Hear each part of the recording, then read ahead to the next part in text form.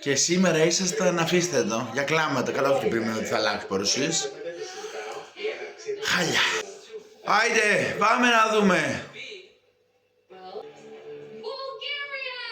Βέβαια. Μπαγκαράγκα, μπαγκαράγκα, μπαγκαράγκα. Μ' αρέσει. Βέβαια και ο τρόπος που λένε ποιες χώρες θα περάσουν οι παρουσιαστές είναι άθλιος, τέλος πάντων. Βέβαια και η Ουκρανία. Εντάξει, δεν με ενθουσίασε, αλλά Ουκραίν. Η Λελέκα. Πες. Άιντε! Ότι δεν το περιμένατε, ήμουν τον Θεό.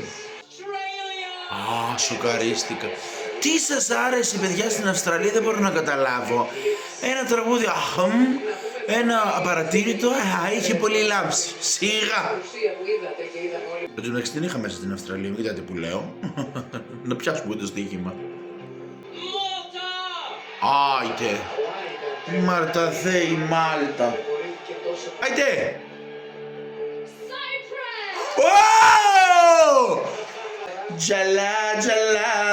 Τζαλά.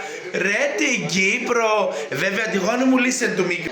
Κόρη μου, πίσω κάτι με τη φωνή, γιατί η φωνή σου δεν. Όλο το performance ωραίο, αλλά η φωνή δεν, κούκλα μου. Πάμε! Όπα, Νάτι Αλμπένια, το ξέρα. Εντάξει, είναι κομματάρα. Είστε, χάιντε, πείτε το. Ναι, χάιντε, πες τώρα, ή η Τσεχία θα περάσει που υποτίθεται είναι κάποιο τα φαβορί. Βέβαια, είμαι κι εγώ ανάμεσα σε Λουξέμβουργο και Ελβετία, γιατί το έλεγα και στο live.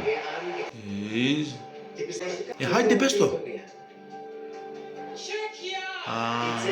Εντάξει τώρα. Μπράβο. Χάιντε, σπίτια σας τώρα.